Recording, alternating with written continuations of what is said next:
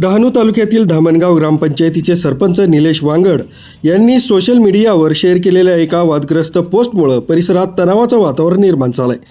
या पोस्टमुळे समाजात तेढ निर्माण झाल्याचा आरोप करत धामणगाव पाटीलपाडा येथील ग्रामस्थांनी संताप व्यक्त केला आहे.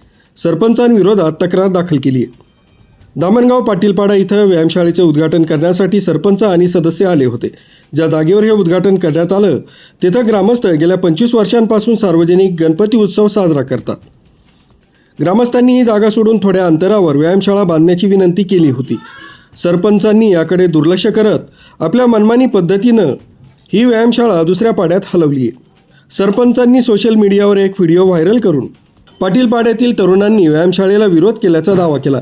या पोस्टमुळे गावातील सुशिक्षित तरुणांची बदनामी झाल्याचा आरोप ग्रामस्थांनी केला. आम्ही व्यायामशाळेला नाही तर जागेच्या निवडीला विरोध केला होता. सरपंचांनी खोटा दावा करून आमची बदनामी केल्याचा आरोप ग्रामस्थांनी केला. साहेब असं की जेव्हा हे व्यायामशाळेचे उद्घाटन करायला आले तेव्हा आम्हाला कुणालाच ह्याने पाड्यातील लोकांना वगैरे काय सांगितलं नव्हतं की आपल्या धामणगाव पाटीलपाड्यामध्ये व्यायामशाळेचा हे आहे. तर त्यांनी आम्हाला कायच असा पाड्यातील लोकांना काय सांगितलंच नाही आणि ते डायरेक्ट सरपंच आणि सदस्य लोक ते सर्वजण आलेले आणि काहीतरी 15-20 नारळ घेऊन आले.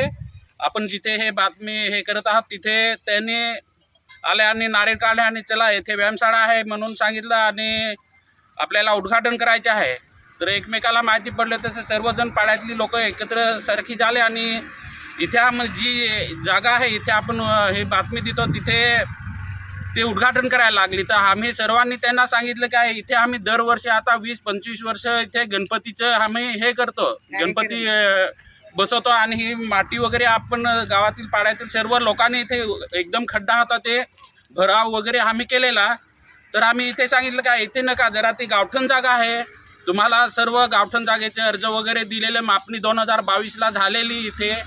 तर त्याचं काय निष्कर्ष खरी गावठण आहे काय काय ते पण आम्हाला सांगा आणि गावठण असेल तर आम्हाला ती व्यायामशाळा जरा साईडला त्या बाजूला घ्या असं करून आम्ही सांगितलं. तरी ते सरपंच आणि ते आमच्याशी वाद घालायला लागले आणि त्यांनी पोलीस प्रशासन सरपंचांना पाठीशी घालत असल्याचा आरोप करत ग्रामस्थांनी नाराजी व्यक्त केली.